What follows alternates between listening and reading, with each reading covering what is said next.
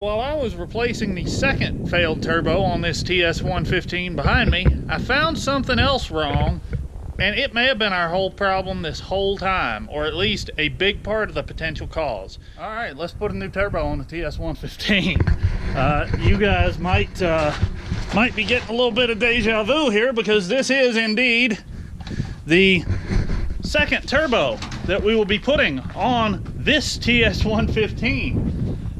The factory turbo failed, the replacement turbo failed under warranty. It was just a bad part, so we have our second replacement turbocharger right here.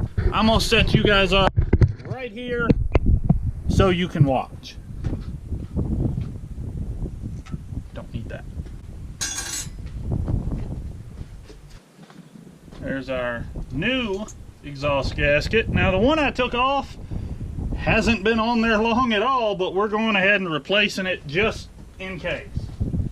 You know, there are two things on YouTube that confuse me, or that I just don't understand, and one of them is the cold start videos. For whatever reason, people on the internet seem to love videos of equipment being started in the cold. The other thing I don't get is unboxing videos, which is literally just a video of somebody opening a box with a product in it and showing you the product. Now, if I was a better YouTuber, or a better millennial, because technically I do fall into that age range, I would have let you guys watch me open the box with this brand new turbo in it. But I didn't do that, so at least you got to see me take it out of the bag. So I guess you get an unbagging video. How's that, huh? It's not unboxing, but it's unbagging. That's got to count for something, right? Some oil coming out. Yeehaw. Now, one thing I want you to notice, this is the end of your line. This is an adapter fitting. This is a new adapter fitting. You see, there's the O-ring that's going to seal to the hose. There's the O-ring that's going to seal to the block. Here's our new oil supply line. You can see one end has a 90, a little beyond 90-degree fitting on it, and the other end is straight. Straight end goes over here. Make sure you put the O-ring back in the fitting. And what I like to do is get this down snug enough that it's not going to fall off, then position the other end, get the line ran where it needs to go. That way it can rotate and twist and flex and do whatever it needs to do to line up and not be under pressure once it's actually tightened. So now that we got oil getting into our turbo, let's get the oil out of our turbo. Here's our brand new drain line with two bolts that go into the bottom of the turbo, our little gasket, and the other end of the drain line goes in that hole right there. There we are. Now, I need to pull this charge air cooler off and clean it out again. So we got our brand new turbo in, and I decided I was going to come over here, around here, down in this hole. Actually, it's actually kind of difficult to get to, but I wanted to check the oil in this tractor, because after two runaways and well,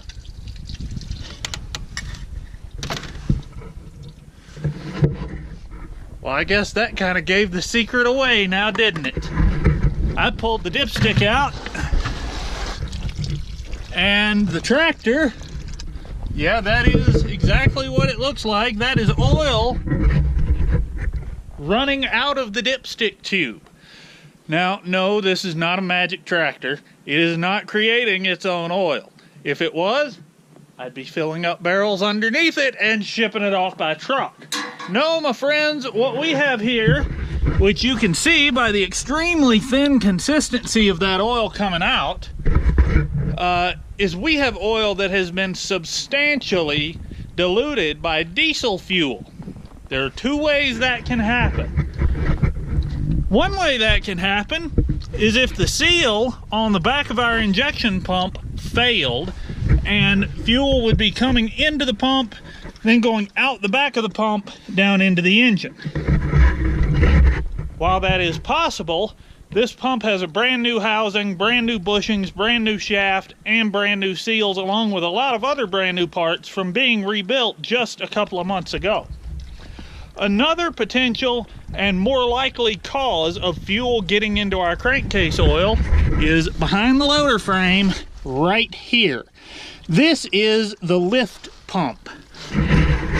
Now what the lift pump does is it draws fuel from the tank through the filter system and supplies that fuel to the injection pump. Our lift pump is driven off a lobe on the camshaft and opens right into the inside of the engine. I'll show you that more in just a second. But if the seal on the back of the lift pump goes bad, instead of supplying all the fuel to the injection pump, it will start leaking fuel into the crankcase, which is what I believe has happened here. Now why do I think this might be the cause or a major contributing factor to the turbo failure here? Well, you can see how thin this oil is. Now that started life as 5W40 synthetic oil, which is already reasonably thin for a tractor that was designed to run with 1540 standard oil. So we've already got thin oil. Now we're going to take our thin oil and we're going to dilute it with diesel fuel, which is extremely thin by oil standards. So we take our very diluted, very contaminated, very lightweight oil, and then we just have way too much of it. And the level comes up and up and up and up. And the higher the level is, especially with thinner than what it needs to be oil, the more easily that oil is picked up and pushed through our crankcase vent, which feeds, if you see right there, directly into the intake side of the turbo. We could have very easily been picking up this oil, pushing it through the crankcase vent into the turbo, which caused our runaway engine. Now, the flip side of that could be to say, well, the factory turbo did have 8,000 hours. It was just worn out. It did just fail.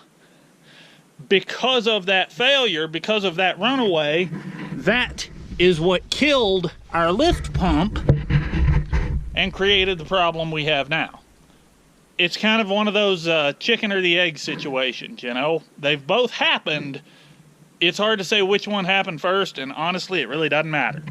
So I'm going to set you guys up, and we're going to install a new lift pump on this tractor. This lift pump was, I want to say like $69, and the New Holland dealer had it in stock on the shelf. So that was handy.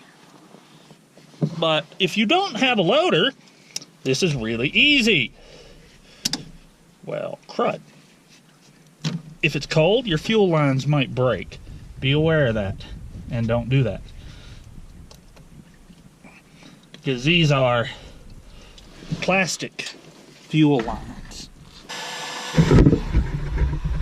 That noise you hear is my El Cheapo Harbor Freight heat gun blowing over here. It is currently I think it's like 8 or 9 degrees Fahrenheit, and the temperature is dropping. So yeah, everything out here is cold, including me.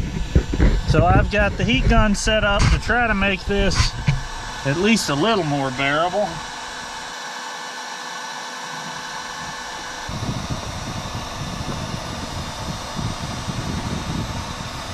Alright, this is our new lift pump.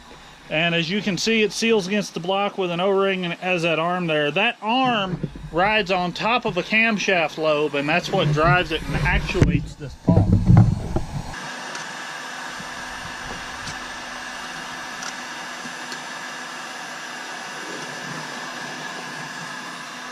Alright, so we got our new lift pump installed. That was nice and quick and easy. Now we got to change the oil.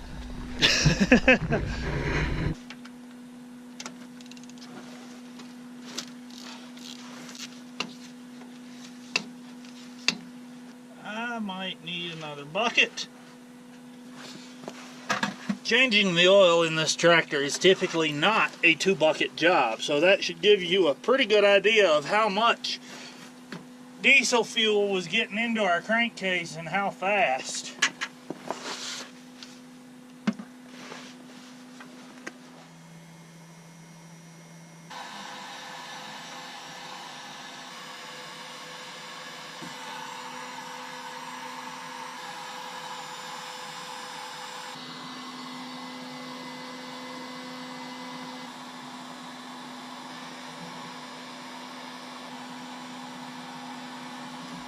I really do think filling the tractor with oil took longer than changing out the injection pump, and at least as long as changing the pump and changing the engine oil. But we got our new engine oil in there. I did not change the oil filter. The reason I didn't do that is because for our purposes tonight, it's totally unnecessary. If this lift pump solves our problem, which I believe it will, I'm going to change the oil again. Now, if I check the oil here after about maybe 5 or 10 minutes of runtime and it's coming up, that tells me we've had an injection pump failure, and you guys are going to get to come along as we pull that injection pump off for another time. And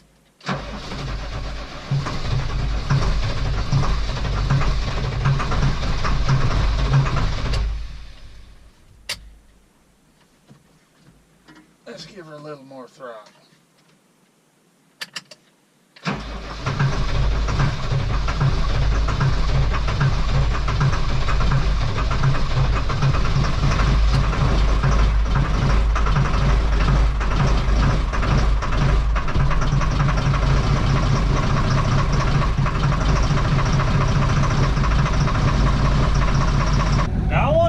To notice here, this tractor has been sitting unstarted for no less than a week, maybe longer.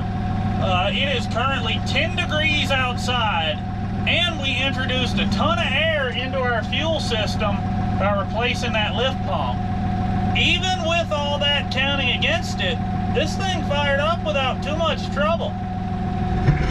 Certainly started a whole lot better than that old John Deere does. I like our Deere, but that tractor hates cold weather. So we're gonna let this thing idle, let this thing get warm for a few minutes, and we'll check the oil. We've got it up to temperature now. So let's shut it off and go check the oil and see what we did.